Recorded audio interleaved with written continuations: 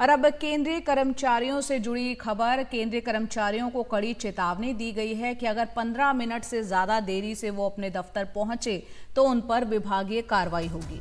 केंद्र सरकार के कार्मिक प्रशिक्षण विभाग ने देश भर के केंद्रीय कर्मियों को ये चेतावनी जारी की है। डीओपीटी का कहना है कि केंद्र सरकार के दफ्तर में कामकाज का समय सुबह 9 बजे से शाम 5:30 बजे तक है।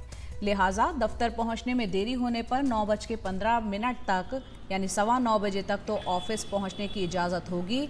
9:15 बजे के बाद जो भी दफ्तर आएगा उसका आधे दिन का वेतन, आधे दिन की जो सैलरी है वो काट ली जाएगी।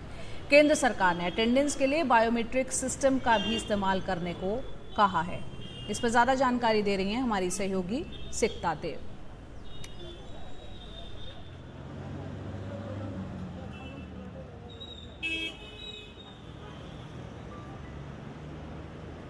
अब दफ्तर देर से पहुंचने वालों की खैर नहीं। केंद्र सरकार ने अपने कर्मचारियों पर सख्ती दिखाते हुए नए दिशा निर्देश जारी किए हैं। अगर कर्मचारी सुबह 9:15 के बाद दफ्तर पहुंचेंगे तो उसे आधे दिन की कैजुअल लीव मानी जाएगी।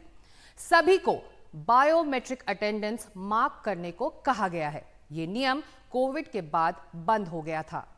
सभी वरिष्ठ अधिकारियों को भी इसका पालन करना होगा। अगर एक दिन की छुट्टी लेनी है तो इसकी जानकारी पहले से दफ्तर को देनी होगी।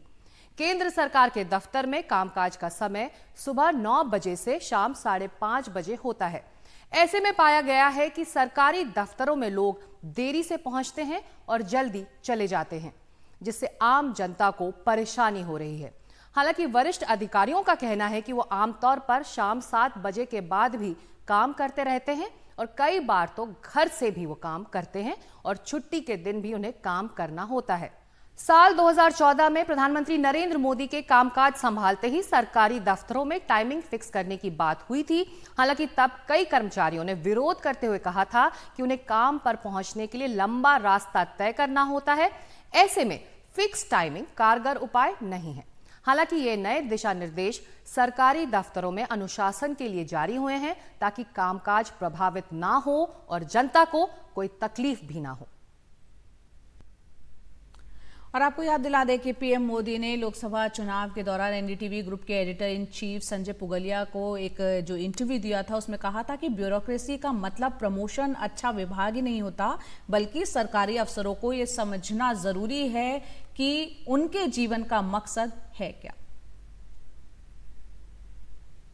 जब मैं यहाँ आया तो मैंने प्रगति नाम का एक मेरा रेगुलर प्रोग्राम था, मैं रिव्यू करने लगा और रिव्यू कर करके मैंने उसको गति देने गया।